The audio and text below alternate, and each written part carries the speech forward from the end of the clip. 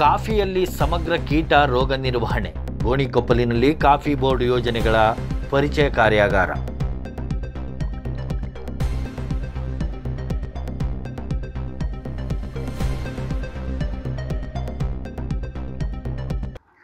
ಕಾಫಿಯಲ್ಲಿ ಸಮಗ್ರ ಕೀಟ ರೋಗ ನಿರ್ವಹಣೆ ಹಾಗೂ ಕಾಫಿ ಮಂಡಳಿಯಲ್ಲಿ ಸಿಗುವ ಯೋಜನೆಗಳ ಸೌಲಭ್ಯದ ಕುರಿತು ಕಾಫಿ ಬೋರ್ಡ್ನ ಉಪನಿರ್ದೇಶಕರಾದ ಡಾಕ್ಟರ್ ಶ್ರೀದೇವಿ ರೈತರಿಗೆ, ಬೆಳೆಗಾರರಿಗೆ ಉಪಯುಕ್ತ ಮಾಹಿತಿ ಸೇರಿದಂತೆ ಸಕಾಲದಲ್ಲಿ ಕಾಫಿ ಮಂಡಳಿಯಿಂದ ಸಿಗುವ ಯೋಜನೆಗಳ ಬಗ್ಗೆ ಸಮಗ್ರ ಮಾಹಿತಿ ಒದಗಿಸಿದರು.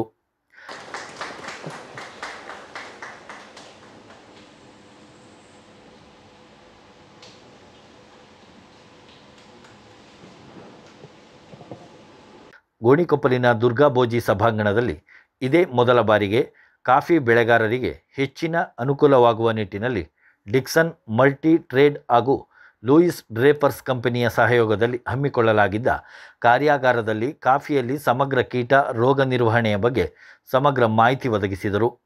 ದಕ್ಷಿಣ ಕೊಡಗಿನ ಬಹುತೇಕ ಬೆಳೆಗಾರರನ್ನು ಒಂದೆಡೆ ಸೇರಿಸುವ ಮೂಲಕ ಪ್ರತಿಷ್ಠಿತ ಡಿಕ್ಸನ್ ಮಲ್ಟಿ ಟ್ರೇಡ್ ಕಂಪನಿಯ ಮಾಲೀಕರಾದ ನಾಮೇರ ಪೊನ್ನಣ್ಣ ಹಾಗೂ ಸಹೋದ್ಯೋಗಿಗಳು ಉಪಯುಕ್ತ ಕಾರ್ಯಾಗಾರವನ್ನು ನಡೆಸಿದರು.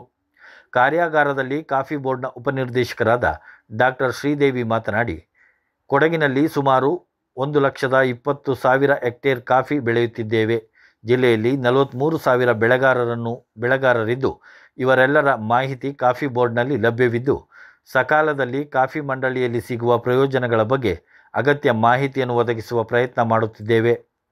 ಬೆಳೆಗಾರರಿಗೆ ಅಗತ್ಯವಿದ್ದಲ್ಲಿ ಅವರ ತೋಟಕ್ಕೆ ತೆರಳಿ ಸೂಕ್ತ ಮಾರ್ಗದರ್ಶನ, ಕಾರ್ಮಿಕರಿಗೆ ಬೇಕಾದ ತರಬೇತಿ ಕಾರ್ಯಾಗಾರಗಳು, ತೋಟದಲ್ಲಿ ಮಣ್ಣಿನ ಪರೀಕ್ಷೆಗೆ ಬೇಕಾದ ಮಾಹಿತಿಯನ್ನು ಕಾರ್ಮಿಕರಿಗೆ ತರಬೇತಿ ಮೂಲಕ ನೀಡಲಾಗುತ್ತಿದೆ.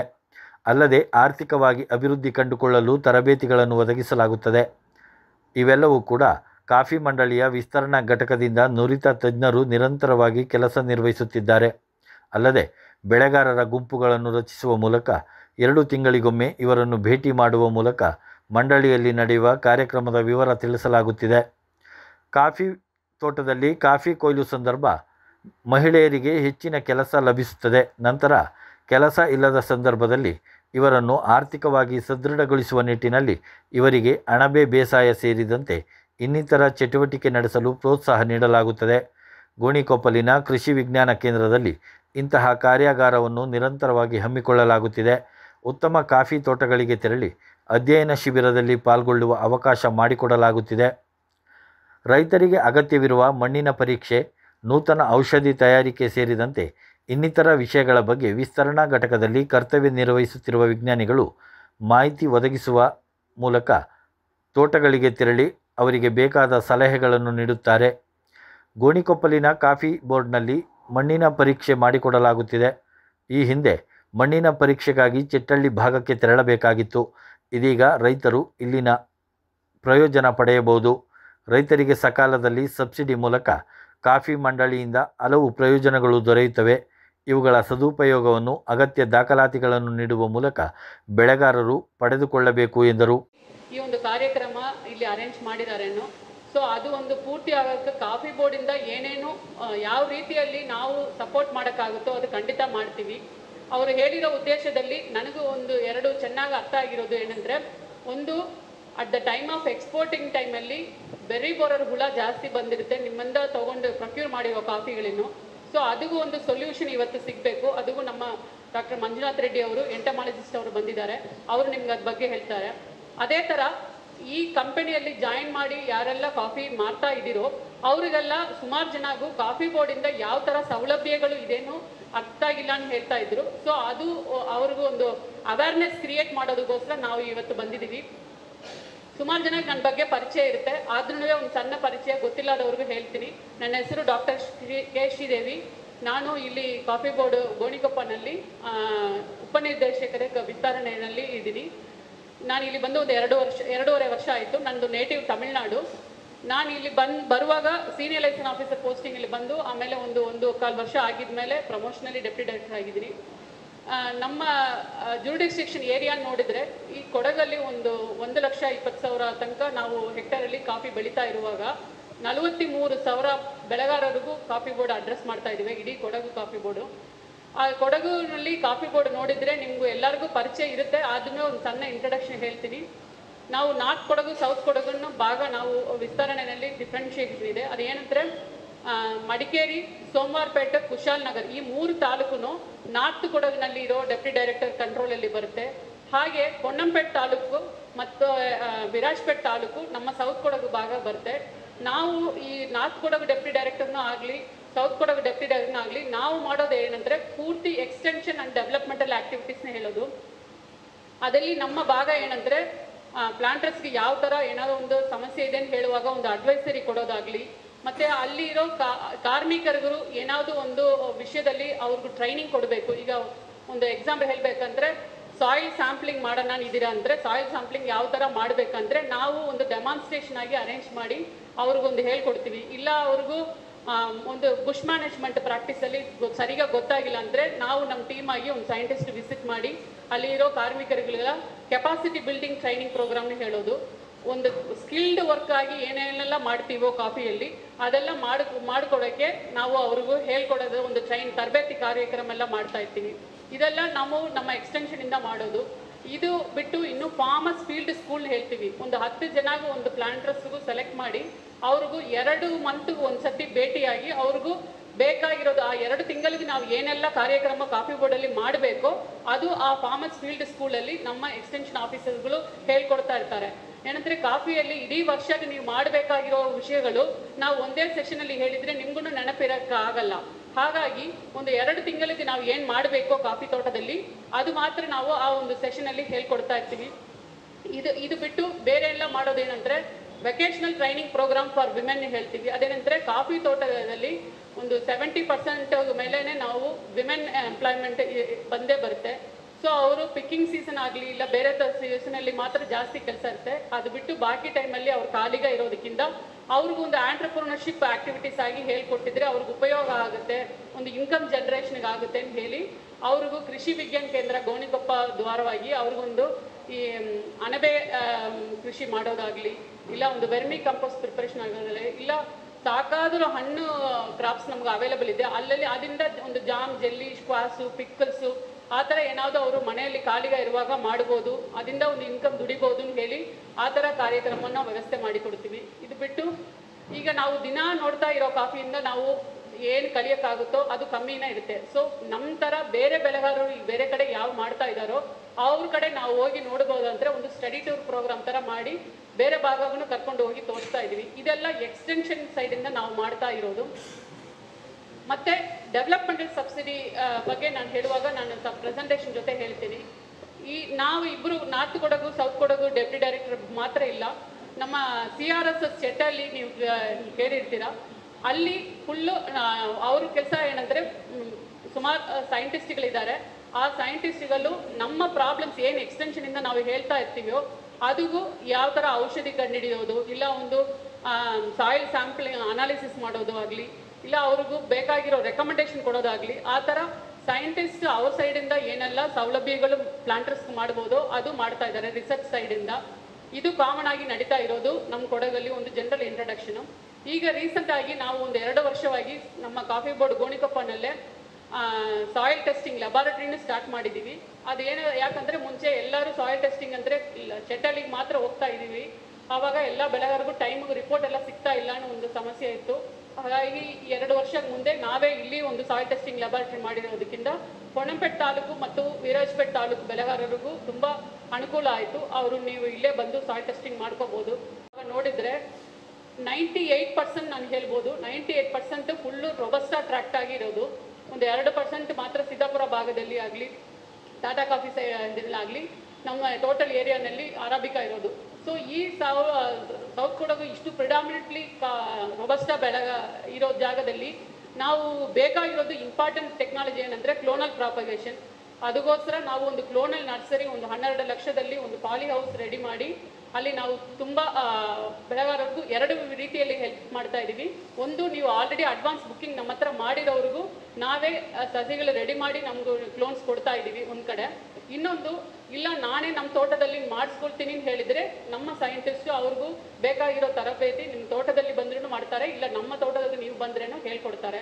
ಹಾಗಾಗಿ ಎಲ್ಲರಿಗೂ ಫುಲ್ ಫ್ಲೆಜ್ಡ್ ಆಗಿ ಸಪ್ಲೈ ಮಾಡೋಕ್ಕಾಗಿಲ್ಲ ಅಂದರೆ ಯಾರಿಗೂ ನೀವೇ ಮಾಡ್ಕೊಳ್ಳೋಕೆ ಅವಶ್ಯಕ ಇದೆಯೋ ಪ್ರೊವಿಷನ್ಸ್ ಇದೆಯೋ ಅಲ್ಲಿ ನೀವೇ ಮಾಡ್ಕೋಬೋದು ಅಂತ ಹೇಳಿ ಒಂದು ರೆಡಿ ವ್ಯವಸ್ಥೆ ಮಾಡಿದ್ದೀವಿ. ಇದು ಬಿಟ್ಟು ಈಗ ಇಂಪಾರ್ಟೆಂಟ್, ಇದು ನಾನು ಜನರಲ್ ಆಗಿ ನಾನು ಒಂದು over all outlook about the Kodagu coffee board ಬಗ್ಗೆ ಹೇಳಿರೋದು.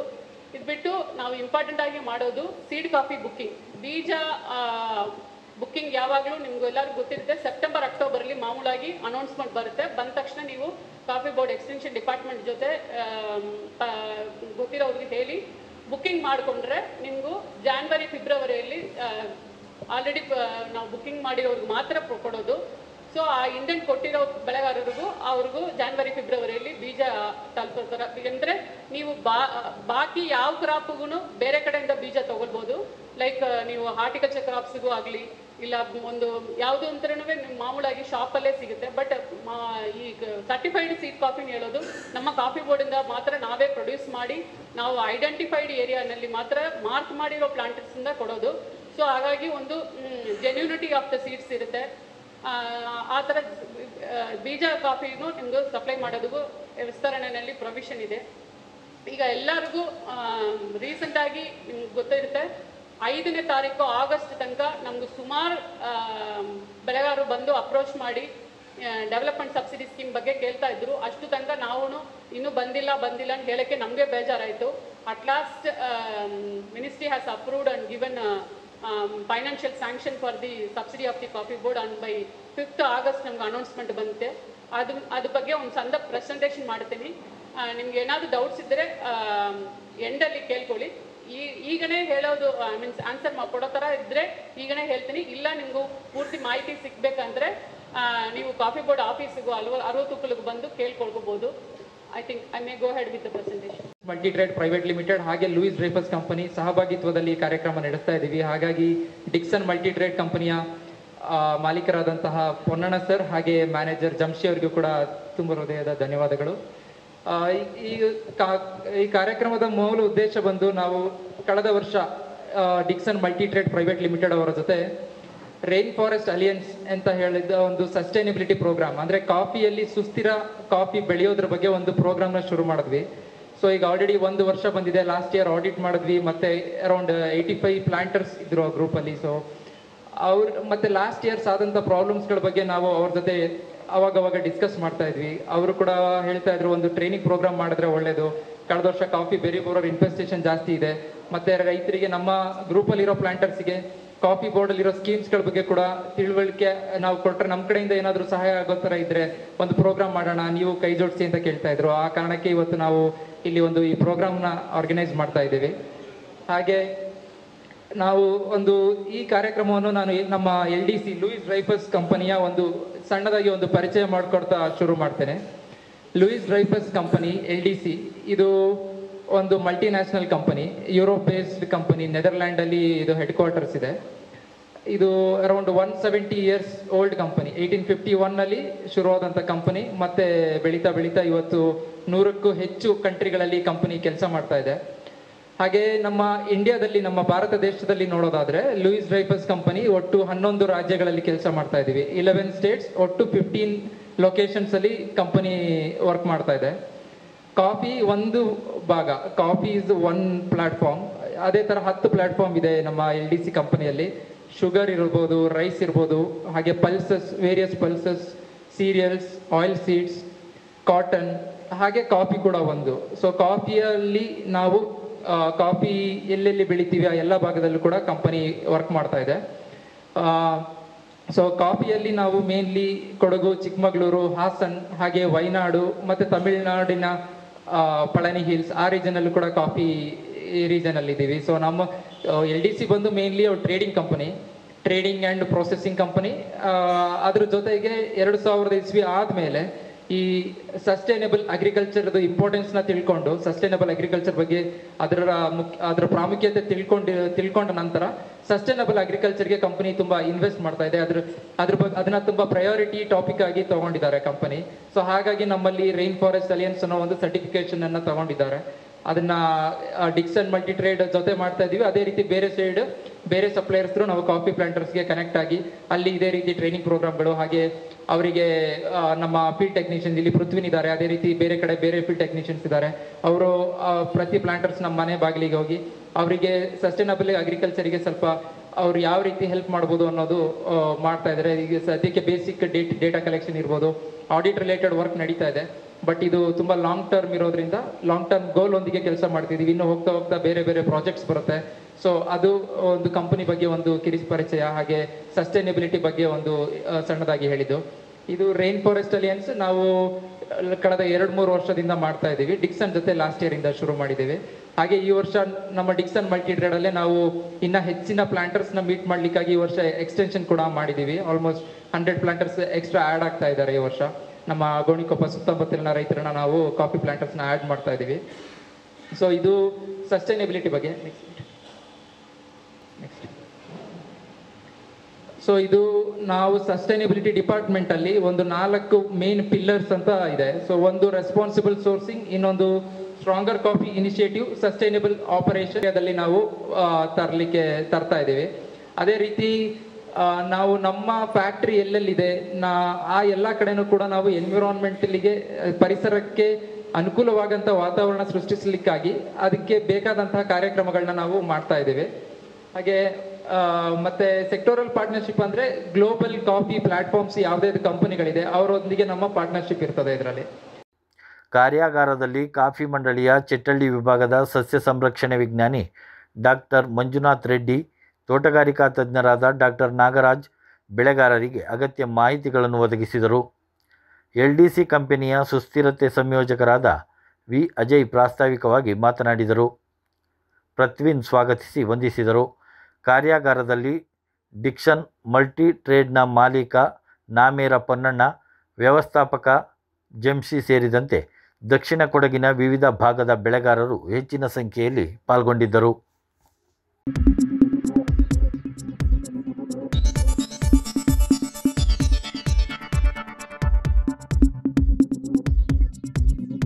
ನಾನು ನಿಮ್ಮ ಜಗದೀಶ್, ಕೊಡಗು ಧ್ವನಿ ಡಿಜಿಟಲ್ ಮೀಡಿಯಾದಿಂದ.